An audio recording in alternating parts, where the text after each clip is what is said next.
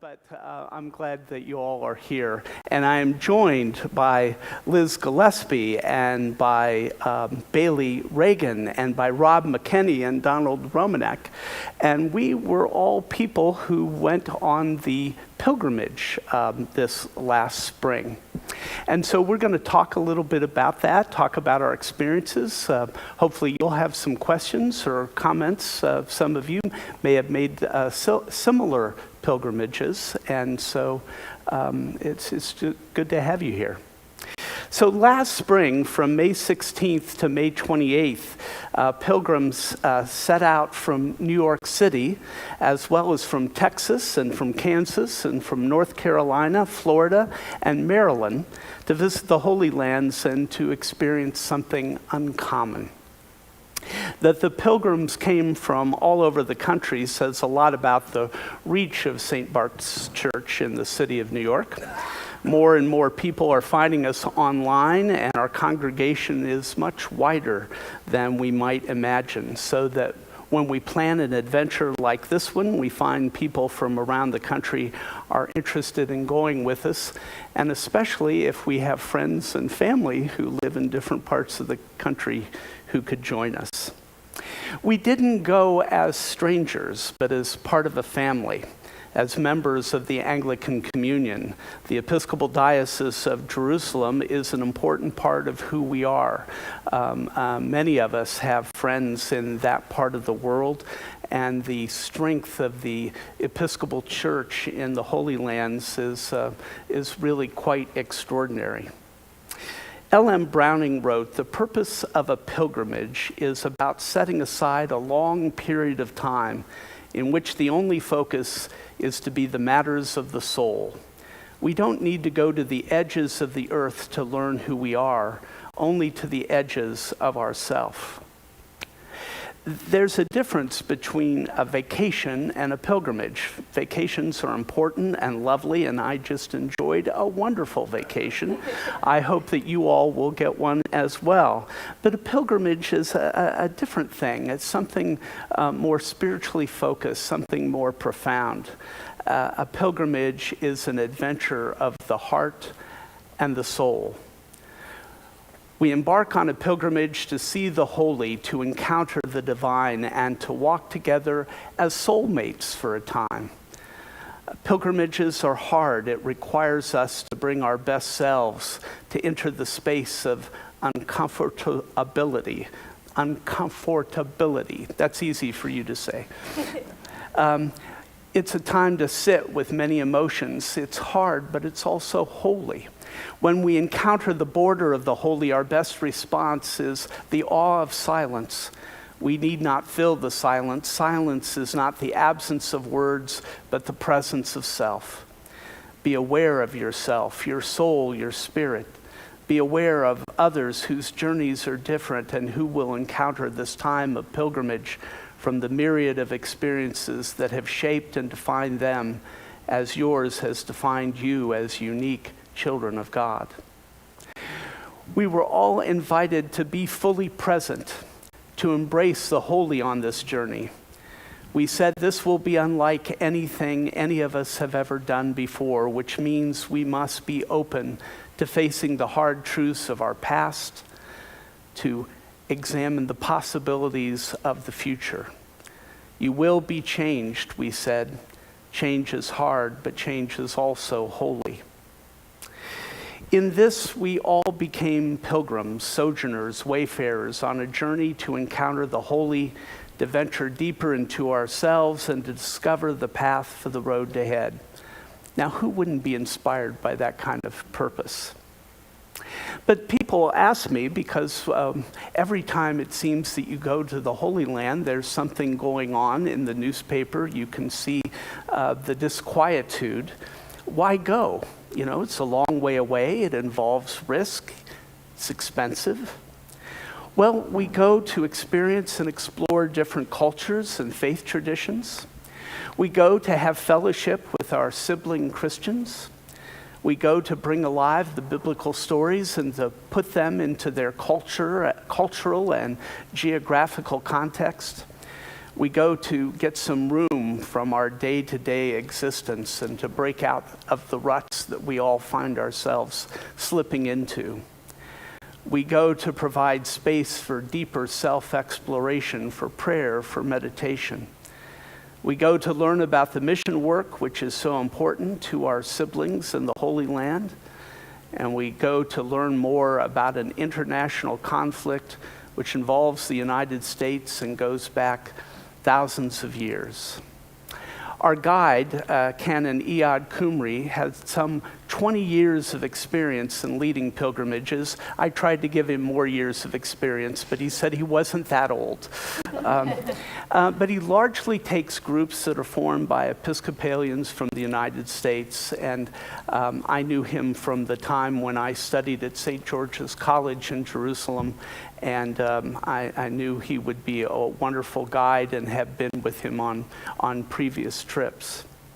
So we're just going to go around and have people talk a little bit about their experience and what was important for them. And Rob, I'll begin with you. No? I think I'm next. I'll begin with Donald, just the way we planned it.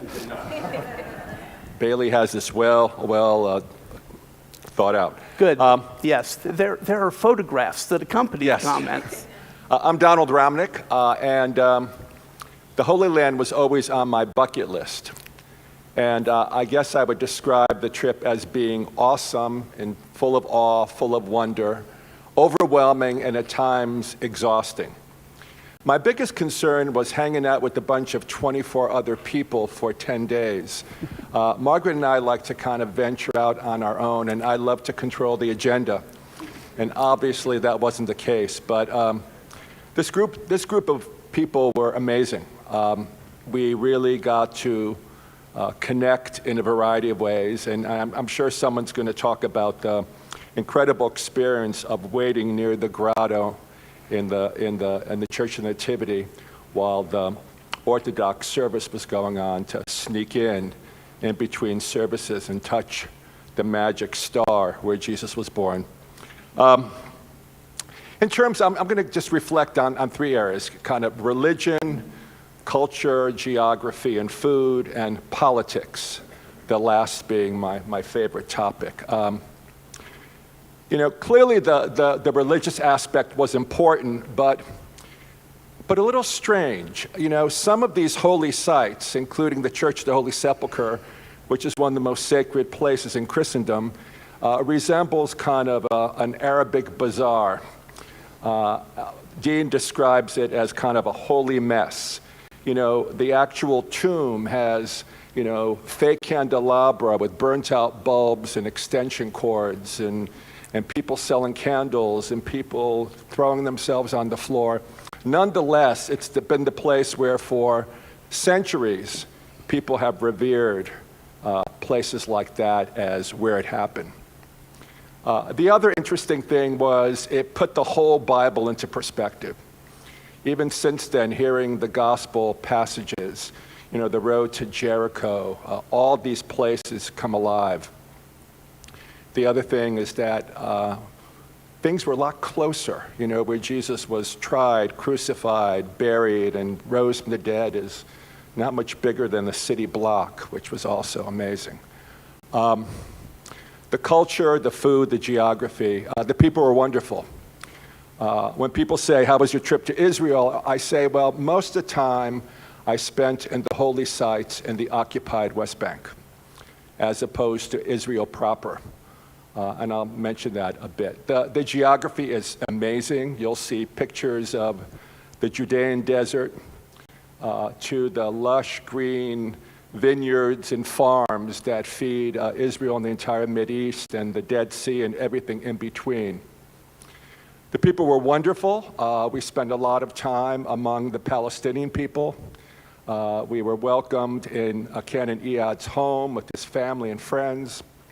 And while I was in Jerusalem, I did a little venturing out and had conversations with Israeli professionals, young people who live and work there. Food was incredible. In fact, last weekend, Margaret and I had a dinner party, and we tried to replicate some of the stuff. Margaret did a good job of replicating the hummus. Almost got that wonderful consistency. And the culture and the geography. You know, we hear about the West Bank.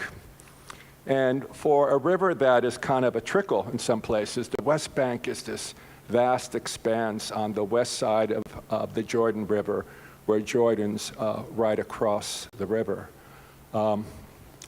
Couple memorable moments. I went with our son David, who's rector of Church of the Heavenly Rest in Abilene, Texas. They refer to this heavenly rest as the other heavenly rest, by the way.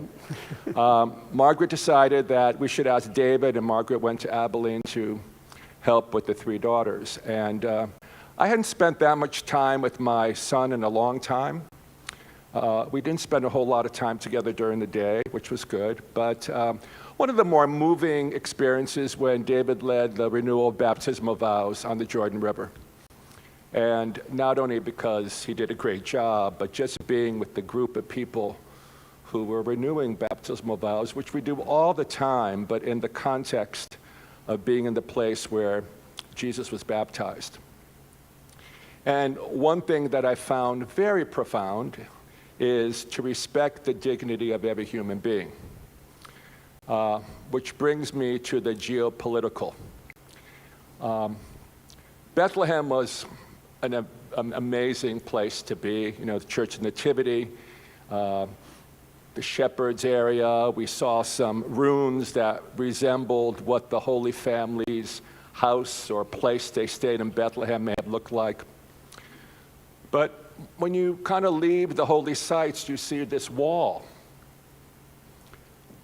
They call it the separation wall. And it was built by the Israelis to basically keep the Palestinians out of their areas. As you probably heard, contrary to the Oslo Accords, the Israelis have been developing settlements in what is supposed to be Palestinian territory. And these settlements are cities, you know, 100,000 people, condo complexes, offices, malls.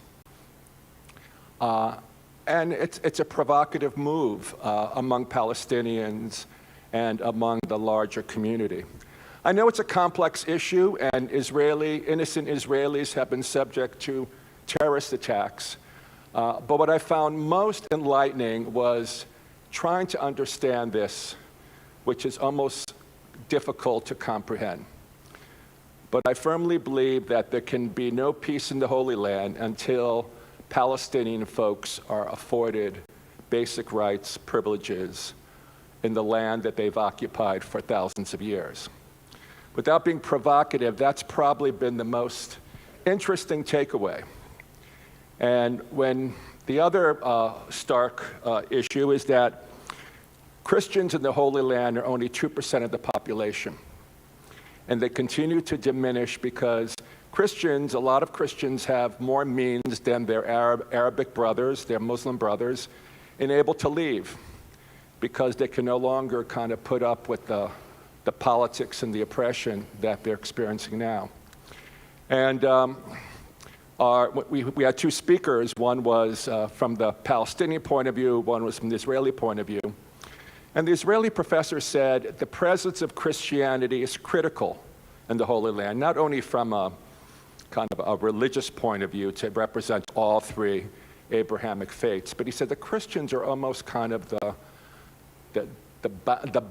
tie that binds everyone together. They're kind of the middle way, if you will, between the extremes on either side. He also said if there are no Christians, it no longer becomes a political issue, but a religious issue.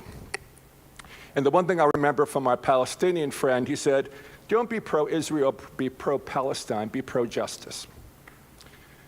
So I've been pondering a lot of this stuff in my heart. Pondering is a wonderful biblical term. Trying to figure out what we can do other than pray.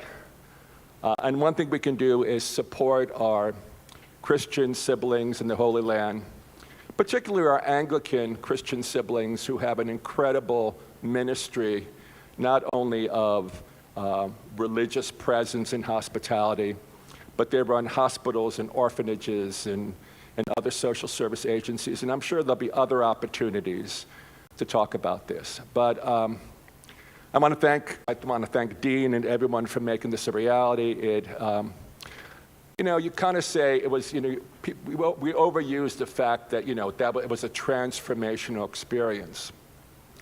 But if transformation means looking at life a little differently than you did before, my concept of my own faith journey, the complexities of geopolitical issues, interfaith issues, I think I have a different perspective, different thoughts, different ideas. So in that sense, it was indeed transformational. I recommend it.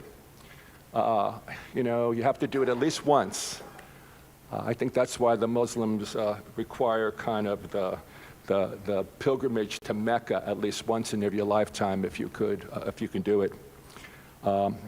It's holy land, it's complicated land, it's disputed land, but it's where we all derive our sense of religiousness, the sacred, and it's the place where God has chosen to be the center of this crazy thing in the geopolitical world.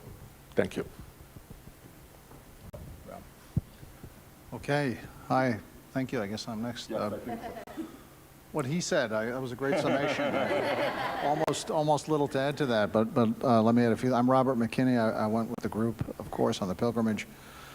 A couple of impressions from being on the pilgrimage. First of all, just to echo Dean's comments, it's really not a vacation. It was kind of a spiritual boot camp.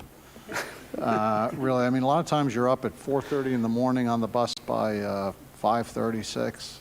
You get done not super late at night, but if you're more than 25 years old, you might feel tired by the end of that. So it really was kind of a grueling schedule, but you see an awful lot, you feel an awful lot, you experience an awful lot.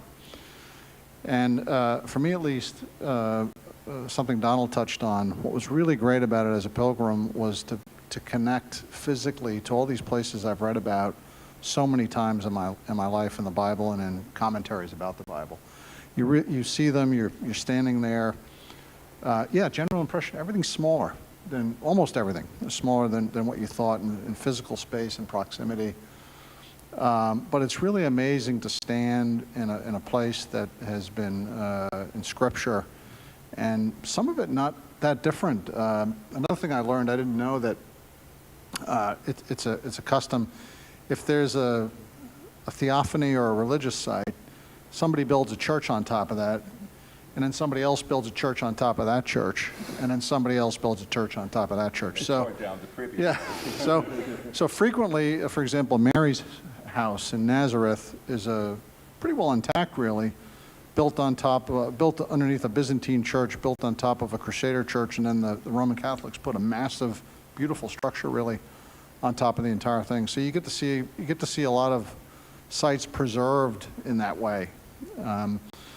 But that physical connection, I think, is great. I also would really recommend for every Christian to do this at least once in their life if you can. If you can get the money together and the time.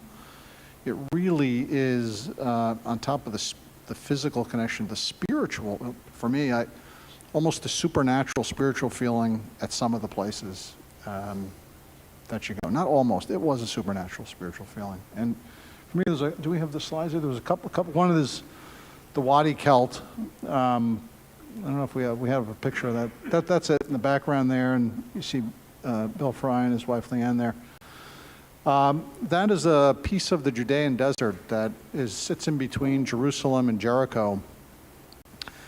And the first thing about it is it's just physically amazing. I mean, we went there at 6:30 in the morning. We had a Eucharist after, but it's hard not to feel the majesty of God's creation when you're standing there. So this is one of the places I thought that really connected the physical majesty of God's creation with the spiritual majesty of what God has put in all of us.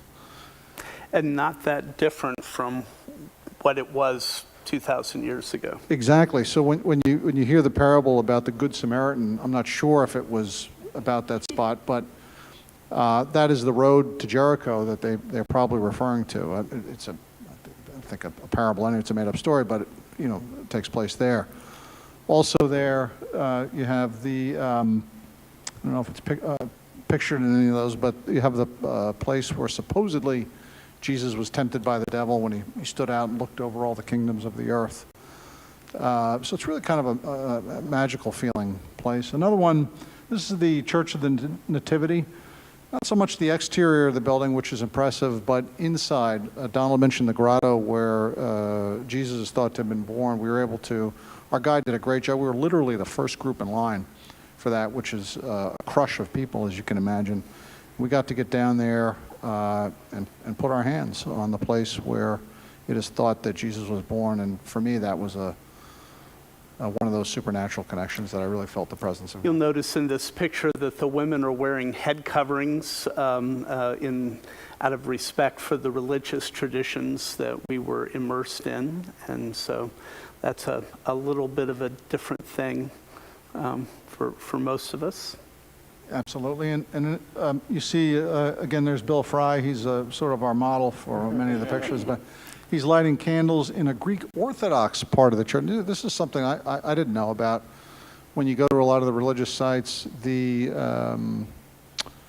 different churches oversee them. So the Church of the Sepulchre has, I think, 3 orders managing it. Greek Orthodox, Armenian Orthodox, and Roman Catholics. Right, this one. I don't know how the Armenians got so prominent. Yeah. Clearly. The Armenian church presence is huge in Jerusalem, I would say. Here, this is Bill lighting candles in the Greek Orthodox portion of the Church of Nativity, but a lot of it seems to have a Catholic oversight. So I'm not sure. There's a lot of sharing of these religious sites, and that's kind of impressive to see as you go through. I think that's all the slides I had, but lastly, I'd just like to echo, really please go if you get the chance. It's really worth it. It's not a vacation, but it's way more impressive on your psyche and on your spirit, I think, than any vacation could be. And hope everybody gets the chance to go. But leave time on the other end to recover, physically, spiritually, and emotionally. I found that I was kind of spent afterwards. So. It's an ambitious schedule. We try not to really do damage to anyone, but it's an ambitious schedule in part because we've come a long way and we want people to see as many things as they can see while we're there. We talked a little bit about the price. I really like the way that we do it. We stay when we go at church-owned properties. We're not staying in hotels, and so that brings the cost down. That makes the experience simpler. No fluffy towels, but nice, clean, workable. And that allows us to have more people come than might be able to come if we did a kind of a 4-star, 4 seasons experience of the Holy Land. It also encourages you to go out to common areas and spend time with people rather than, in your room, which you might in a more luxurious hotel accommodation. So. Bailey or Liz? I think it's my turn. I'm going to just focus in on a particular aspect. And before Liz starts, I want to thank her again. She was the coordinator for this. She did a lot of the logistics, and it's really important to have someone like that who's helping everybody get all ready to go. So keeping track of 25 people's flight arrangements. Yes, but luckily most of my work was done beforehand. So this is inside the Church of the Holy Sepulchre, which is now inside the city walls, and as Rob said, on top of this.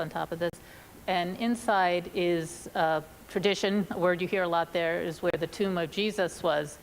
And Dean spoke earlier about the tourist versus the pilgrim. And I did have a bit of a tourist moment. You wait online to go in, and I wasn't honestly exactly sure what I was going to see. So you go in, and what it is since the 14th century, there's been a marble slab over the spot where the tomb is said to be. And that is what you can bend down and touch and venerate and say a prayer. So for me, that I didn't have the sense of awe that some people have just being in the space. But just west of the Edicule is the Syrian chapel, and inside the Syrian chapel is what's called the tomb of Joseph of Arimathea. And Joseph was the rich man who gave his tomb for Jesus to be buried, and tradition holds that then Joseph was buried at his death here.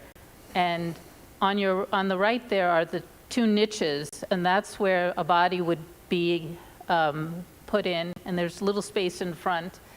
And that, for me, just seeing what the tomb of Jesus might have really looked like was much more meaningful, and there was nobody there. You could stay as long as you'd liked, whereas at the tomb of Jesus, after about 5-10 seconds, the monk gently ushered you out.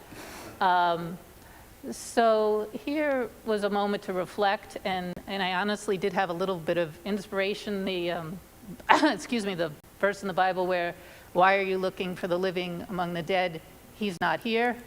He's risen." And I was like, okay. This was at the end of the pilgrimage that I was here, and that was kind of my clue to. I was ready to go home. And for me, this was more of a pilgrim experience here, and some of the other places were a little more tourist. And I just, being able to, another pilgrim talked about putting the Bible in 3D and seeing a lot of the places, and then hearing the gospel or the scripture afterwards was really meaningful. But I thought the opportunity, this was one of the places where you could sit and reflect. And so if you really want to go now, we are going again in 2026, beginning of May. Just send me a note. Thanks. Thank you, Liz. I think as some of my fellow pilgrims have expressed, it was at times difficult to process the experiences that I was having in the moment. I think my expectation was that I would be able to contextualize biblical narratives while standing in the places where history happened, where these biblical narratives took place, and I was able to do that. But I think at times the hustle and the bustle, and as Donald said, the messiness of the place just created this energy and some difficulty for me to be able to tap into the silence and an inner sense of understanding of the place. But I'm going to talk about a few moments where I was able to do that, and it seemed for me that when we were able to share in the sacred meal of Holy Communion together, those were some of the most meaningful experiences for me. And we did that on the side of the Sea of Galilee, which was just an amazing experience. They have this outdoor sort of chapel, I think you would call it. It's essentially just logs where you sit and you can hear natural sounds, birds, leaves, the sort of lapping of the water, and just to be in this mixture of the man-made creation of the space, and taking in the beauty of God's creation in the Sea of Galilee, and thinking about the biblical events that happen there, while being able to partake in communion, which is something that I do every Sunday, but here it had a different resonance, I think. Some more pictures. At the beginning of the day, I think I was excited to go out on the boat and and experience the Sea of Galilee and be really in the midst of it. But during communion, I had time to really tap into the group and experience it as a communal activity, which was very enjoyable. And then on the last day, you can see the structure of the space there. On the last day, we had communion at Emmaus as well, and that was wonderful. Another meal, not necessarily holy, but it was so good that maybe it felt like it.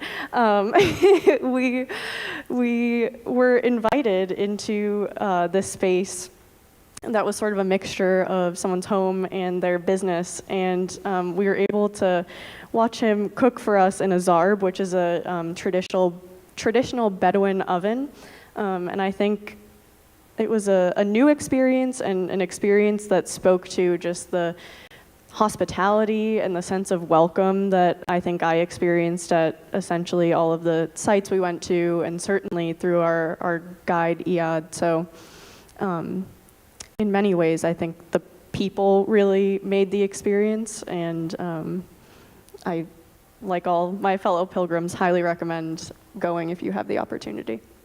Right? One comment, the Via Dolorosa is the traditional way of the cross. And we did that very early. Iyad was very good at getting to sites before buses and buses of people would come. And the Via Dolorosa kind of winds through streets in the old city, and you end at the Church Holy Sepulchre, and they're the stations of the cross. And we were there early before all the hustle and bustle, but people started delivering food to the little restaurants and shops. And you had the image of when Jesus was on the way to the cross, people were just going about their daily business, not realizing that this man was special.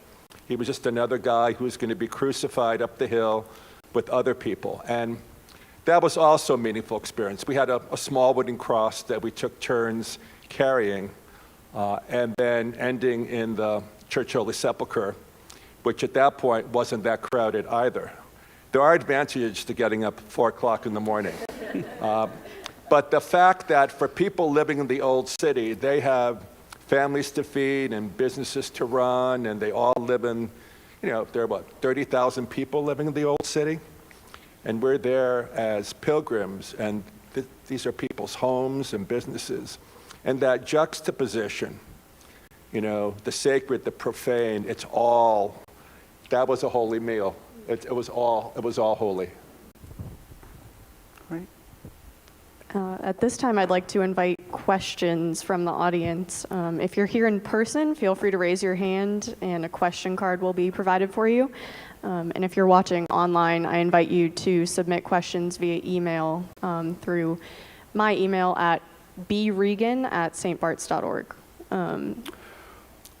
We spent some energy in connecting people before we left on this trip, but also spent some time while we were there.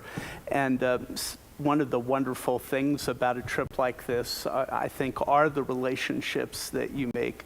It was wonderful to have Donald's son David, who is a theologian and a biblical scholar in his own right, adding his knowledge.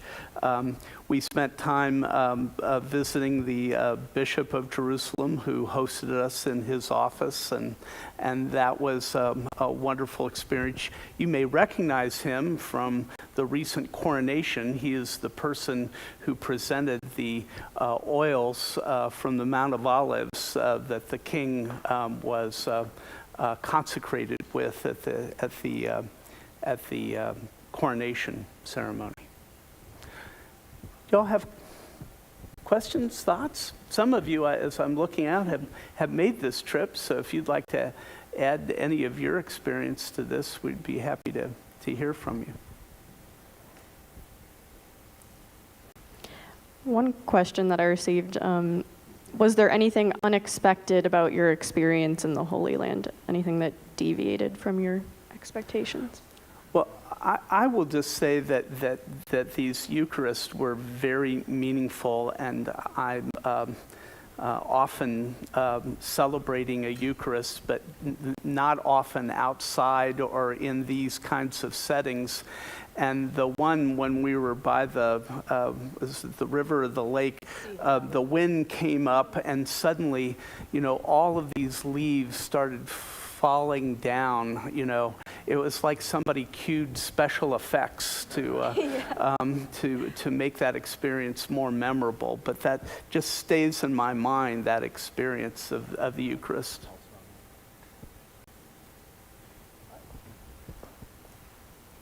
I had one, lots of surprises, lots of revelations, as we've touched on, but at the risk of being political, I think the biggest surprise for me was the degree of oppression of the Palestinian people.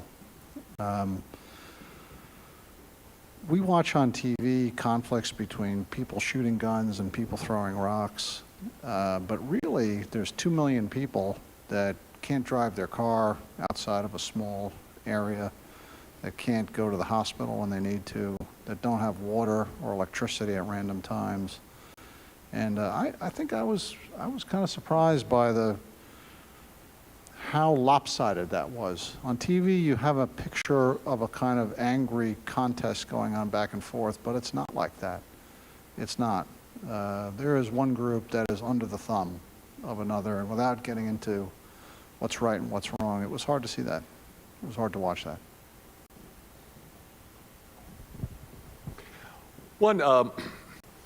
We saw some excavations in Nazareth, very powerful, which would have been a home that may have very much looked like the home of the Holy Family. And even the whole idea of Bethlehem, where Jesus was born in a manger because there was no room in the inn, one biblical interpretation is that, the houses would have a common area where people ate and slept, and there was a back room where the animals were kept. And one of the theories is that the translation is there was no room in the place where people slept. So that conceivably Mary was in a home, conceivably with family, and when it was time to go give birth, she went in the back room because there was no room for her to give birth in that common area. And that kind of throws the story a little off, but it made it much more real when you actually see the physical layout of first century Palestinian homes, which were kind of hewn in the rock. That was kind of an aha moment. And Sisters of Nazareth have this incredible excavation going on, which very few people get to see. You need to kind of know people in order to do that. So that was kind of a historical, biblical aha moment. But I also agree with Rob that the Palestinian issue was probably the most, wow. I don't want to use strong words, but apartheid isn't too far from the description of what's going on there. Again, at risk of being political, but I've been known to be provocative, so.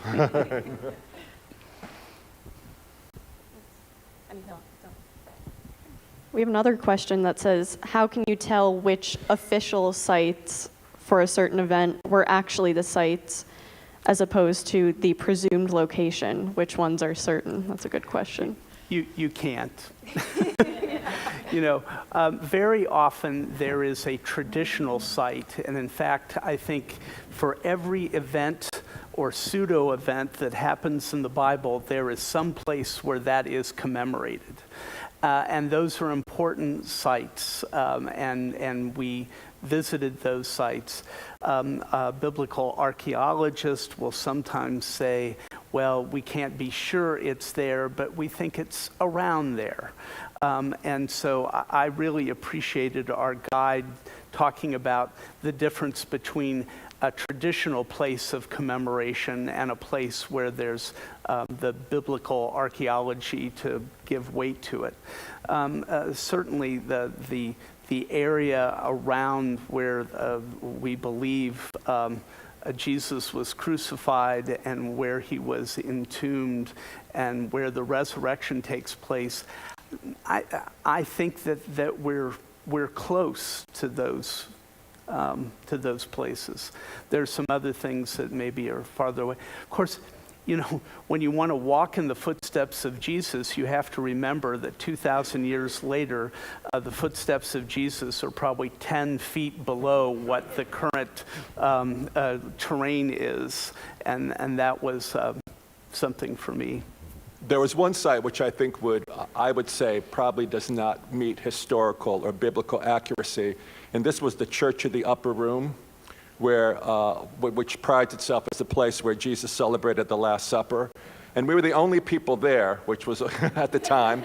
And they had this incredibly kind of renovated room with like skylights. And this was, the place maybe Jesus, kind of called the caterer in advance prior to the Last Supper.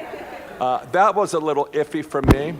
Although David did go back when the bishop celebrated the Eucharist and said it was a little more meaningful. But again, it's really, as Dean said, it's a place that's been revered for 2,000 years as the place where Jesus was born. It has a power, whether or not that was the actual place, but as it's clearly close by. So, but after a while, it doesn't really make a difference. You're experiencing kind of the ambiance of a holy place. Yeah. You had a question? An online viewer asked if we had any security concerns or obstacles to speak of. We had one tight day, I guess. One of our first days there was Jerusalem Day, which was, if you follow the news, I think just like in our country and others, there's a rise on the right of politics in Israel. And there was a day declared Jerusalem Day, which was kind of a pride day. People who lived there could tie Israeli flags around their neck and sing and pray in the streets. But I think it was also a little provocative. They put the route through the Muslim quarter, probably to be provocative, and we happened to be exiting from there when that took place. So some of us ended up there was, I don't know, pretty quickly 2,000-3,000 military and police people there. Sorry, 200 or 300. And kind of created a barrier, and we ended up in that barrier. But I don't think we really felt in any danger at any time. I didn't feel in danger. It helps if you have a really experienced guide who can anticipate these things, and I think that it's helpful to have a Palestinian Christian guide who is networked in such a way that he has a communications network that says, today would not be a good day to go here, and so that might be a shift in the schedule and we go somewhere else instead of there.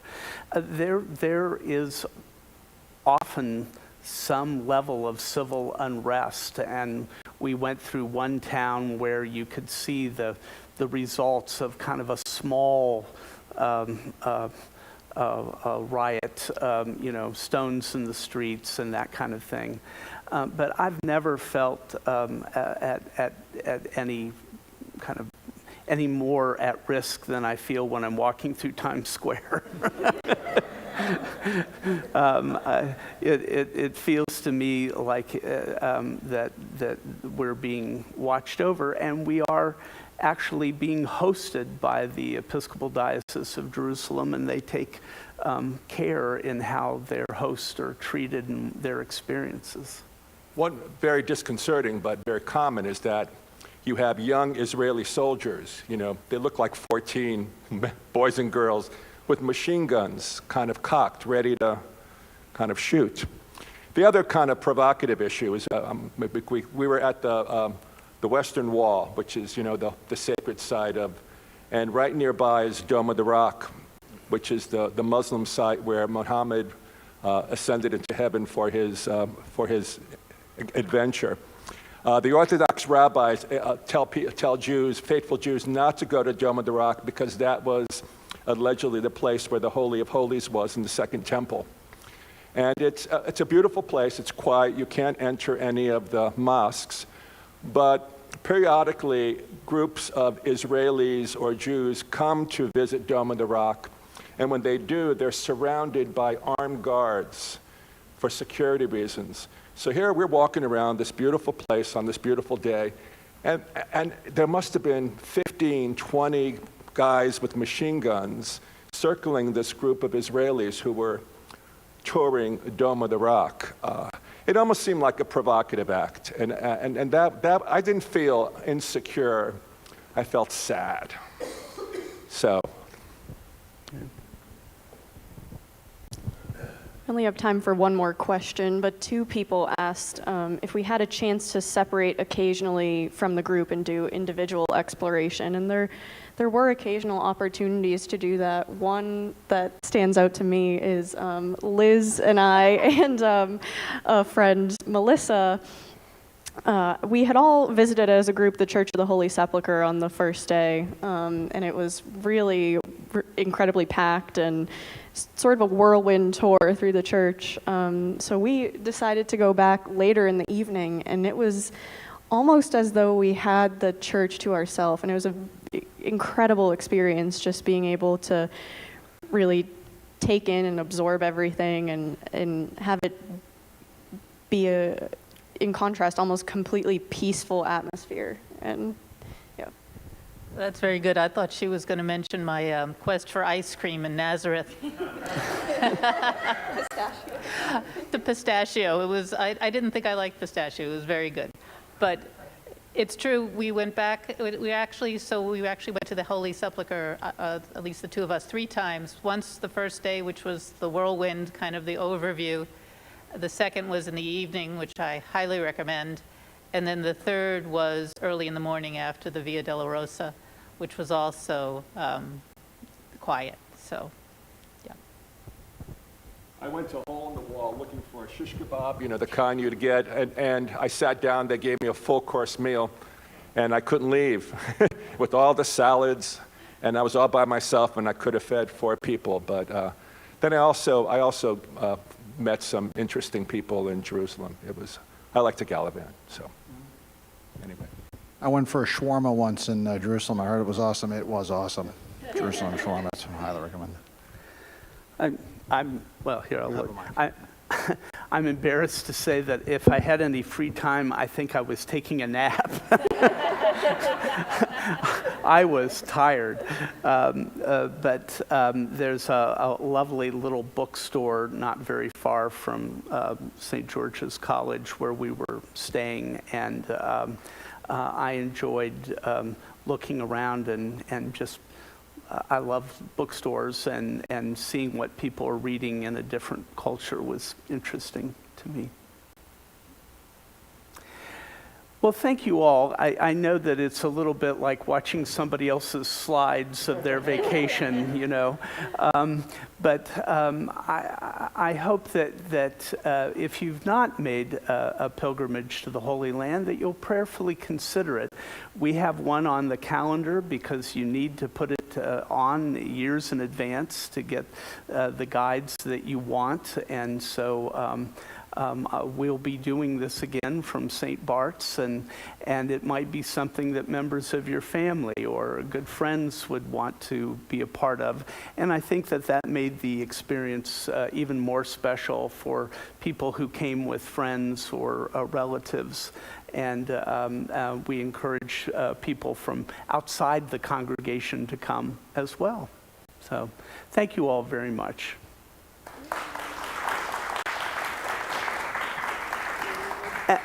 And thank you to our panelists.